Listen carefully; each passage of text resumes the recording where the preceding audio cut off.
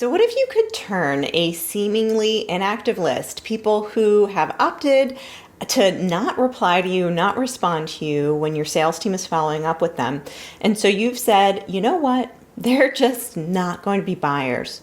What if that was an actual list of people that could turn into a gold mine for your business?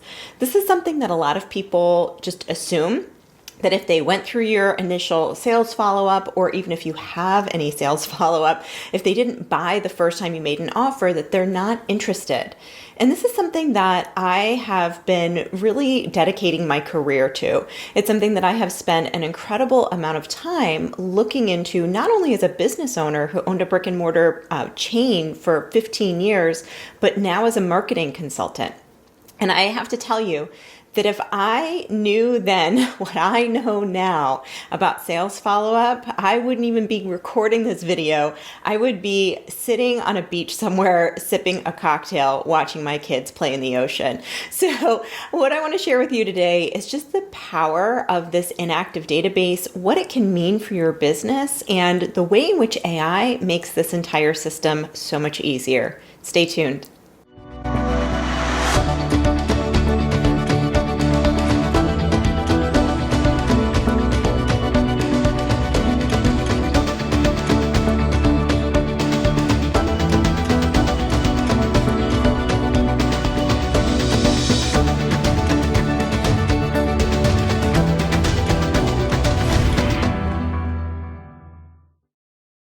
Hey there, if we haven't met yet, my name is Laura Meyer. If you're watching on video, welcome. If you're tuning into the podcast, so glad you're here. And I am a growth consultant to some of the country's fastest growing brands, and I'm also an AI expert, whatever that means. I think AI is so new, it's hard for anybody to say that they are an expert or not an expert. But put it this way, I spend a lot of time looking into AI, not just in theory, not just in what it could do, not discussing it from a philosophical standpoint. I find that interesting, but not as interesting as the practical application of where it can help business owners, particularly local business owners, just activate their sales and marketing processes in a more powerful way. The reason why I spend so much time with this is because so many of our clients are just like me, where I was sitting there trying to, get the right person to answer the phone and making sure that they're following up within a short period of time and feeling like, oh, that person was interested. They were a lead. They opted in and then they're gone. Poof. And it feels like, well, gosh, they were interested at one point, right? What happened? Did we just not get back to them? Did we lose their attention? Did they change their mind? It's hard to know. But what I've learned in the last 6 months or so is that AI can re-engage this type of lead in a way that I think is hard for humans to replicate. Now, it can work in a variety of different ways. It can work with human sales teams instead of replacing them, which I think some people automatically assume that I'm talking about, which I'm not at all when I'm talking about how AI helps. But ultimately, this video and this podcast episode is about something called database reactivation. So you're paying for these leads. You're going to events. You are running paid traffic campaigns. You're doing all of the SEO things. And these leads are piling up, right? And at some point, they opted into your offer, or they got on your list, or they came to you somehow because they were fundamentally interested in your brand. They probably responded to a variety of different marketing messages. Sometimes it's hard to know exactly what it was that got them on your list, but somehow they made it on your list. And usually people don't give up their email addresses easily. I don't know about you, but I'm pretty hesitant to put in my email address and I only do it if I really want the information or I really want the offer that is on the table. When the offer is in front of me, I'm like, oh, I really want that, or I'm really interested, or I've been meaning to look into that. Okay, I'll give you my email address and phone number. But people don't do that easily. They don't just give up their private information for no good reason. So I think it's safe to assume that if somebody's on your list, it's because they had pretty good intentions on learning more about your services. And at some point along the way, we lost them. And what happens is the longer you're in business, the more that list compounds. They tend to, okay, so now maybe one day you get 3 people, the next day you get 1, the next day you get 5 people. And then over time, you have thousands of leads, thousands of prospects who at one point were interested that just completely fell off the radar. And maybe you have a follow-up process. You know, when I was in business, we had like a 2-week follow-up process. I've talked to brands now that have as much of a 6-month follow-up process. So you have your follow-up, but maybe just it wasn't working for them at that time, or something came up, or they got busy, or they changed their mind, even though they're still kind of interested. And that's where database reactivation becomes really incredibly powerful. So let's talk about what database reactivation actually is. Database reactivation is when we take a list of leads that are seemingly dormant and we send them an outbound message with a great offer. Typically, the more generous the offer, the more that people respond. And we're looking for that positive response rate. Like, we're not looking to tell them everything about the offer. We're not looking to give them every single fact that we can come up with about our company and history and all of the different options, right? We want to make it really easy for them to just engage in a conversation. That is the goal of this outbound message. And what we've been doing is experimenting with a variety of different outbound messages. And what we find is that on the low end, maybe 2 or 3% reply, depending on the age of the list and the quality of the offer. But we recently had a client with an 18% response rate. I mean, that is like almost 1/5 of their list that they were thinking was just trash, was garbage. And now those leads have re-engaged, many of them have booked, and we've just gotten into a conversation with them in a different way. And the reason why this sometimes works is sometimes people don't want to talk on the phone. I don't know about you. I really like people. I'm a social person, but if I'm working and I'm busy, I just want to like text in between meetings or when I know I just have a moment and get something done. I don't necessarily want to talk on the phone. As somebody who has 3 kids and businesses and life and tennis, you know, things get busy. And so that is just one reason. Maybe we're engaging with them on a platform that they would prefer to communicate on. Another reason is because we make it easy for them to book. I don't, if you've been trying to book trial appointments or doctor's appointments or anything like that lately, right now during recording, it's back to school. So, you know, I'm doing all of those back to school things and all those appointments and all of those doctor visits. And it's just like such a drag because I have to log in and then I have to find my login and then I have to figure out the passcode and then I have to go to the old email address that I don't really use anymore that I first signed up with. It is such a pain. And what we do is with AI, we make it so much easier for them to engage with a system. It's seemingly human that just puts the appointment on the calendar. You don't have to log into anything. You don't have to set up a new account. You have to do any of that. And it's amazing how much that removes friction for people that maybe seemed like they weren't interested because we've been following up with them, but it's just that we're engaging them in a new way and making it easier for them to book.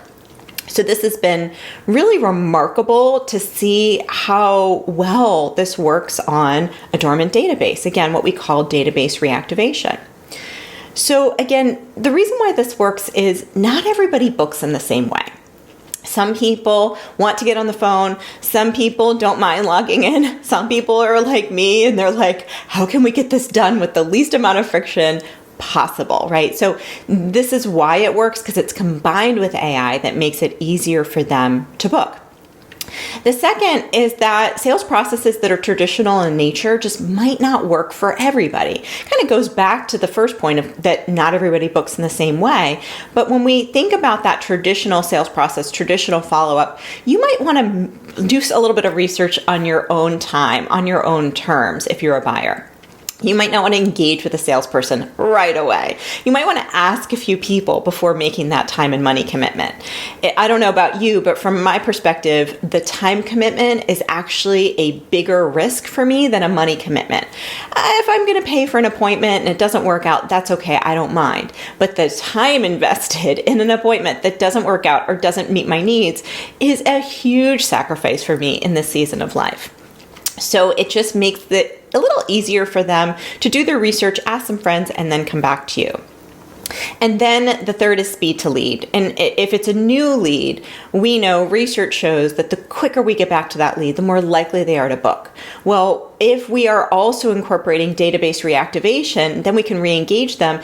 And with AI, once they're re-engaged, we don't lose them again. Like maybe this is somebody that's just easily distracted. And so the AI will engage them, get them on the calendar because we've re-engaged them and now it's time to act. So that's what makes this work so well.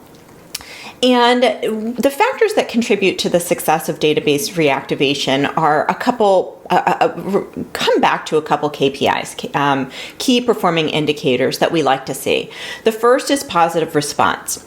Sometimes what we see is a high lead to booking rate, but that positive response, that initial response that gets the re-engagement is really low.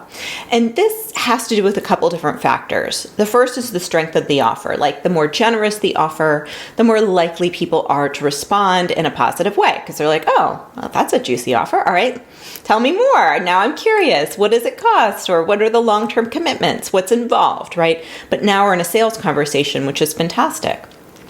We typically like to see a positive response in a 6 to 10% range. If it's below 6%, we're talking to the business owner, we're problem solving with them. It's above 10%, like I said, we've seen as high as 18. We're like, oh my gosh, this is awesome. Free up your calendar, call in your backup staff. It is time to party. So that is what we are looking for. And what we like to see is a booking range from that positive response to booking in the 40 to 60% range. Maybe they ask some questions and they realize, you know what, at the end of the day, this isn't for me. Or maybe they engage with the AI and they're like, oh, wow, this is awesome. And again, typically we'd like to see that in the 40 to 60% range. We see it about 50% on average. And this has a lot to do with if the lead is going to a sales team, getting warmed up by AI and then going to a sales team, typically that move from text to phone tends to reduce the effectiveness overall, even with a great sales team, because it's hard to move people from platform to platform. You probably have seen this in your own business. If the AI is booking them onto the calendar, it's on the higher side.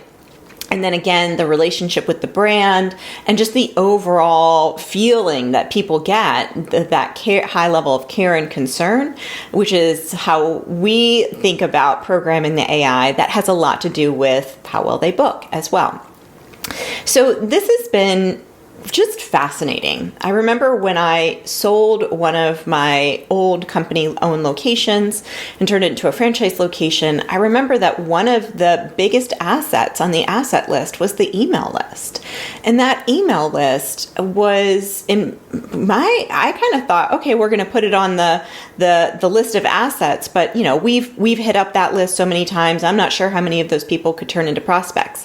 Gosh, if I knew then what I knew today, I would have looked at that list totally differently. An active list is just a group of people that didn't buy the way that you were selling to them. They still might be very much interested in your offer. And that's what we keep seeing with these database reactivations. So if you've been tired looking at your list and just wondering, gosh, like I've paid so much money. Let's say you have, a 5,000 person list and you've paid on average maybe $3 a lead. Like that is a ton of money just sitting there. And if you keep looking at that thinking there's gotta be something that we could do with that list, I hope that this podcast episode is helpful to you. I hope it serves you it helps you kind of think about it in a new way and just inspire some innovation. right? Around this idea of maybe I could go at it from a different angle. Maybe AI could help me get these folks on the calendar. Again, not to replace the human interaction, not to replace that relationship building, but to enhance it and in a lot of ways reactivate it. And that's what I love about AI, because it gives us the ability to get back into relationship with people that maybe, we lost, but we know we could win over if we just were able to get back into touch with them. So if you've been sick of seeing your database just sitting there, I hope this video is really helpful to you. I hope that if you're listening to the podcast, you've been enjoying this. Make sure to share it with a friend, maybe also owns a brick and mortar location and could be interested in this information. And if you would like to learn exactly how this works, see what it looks like, make sure to visit getmoresaleswithai.com. That's just getmoresaleswithai.com, where I demonstrate this and really show you what it looks like real time. I appreciate you listening and watching, and I'll look forward to seeing you next time on the AI Driven Marketing Podcast.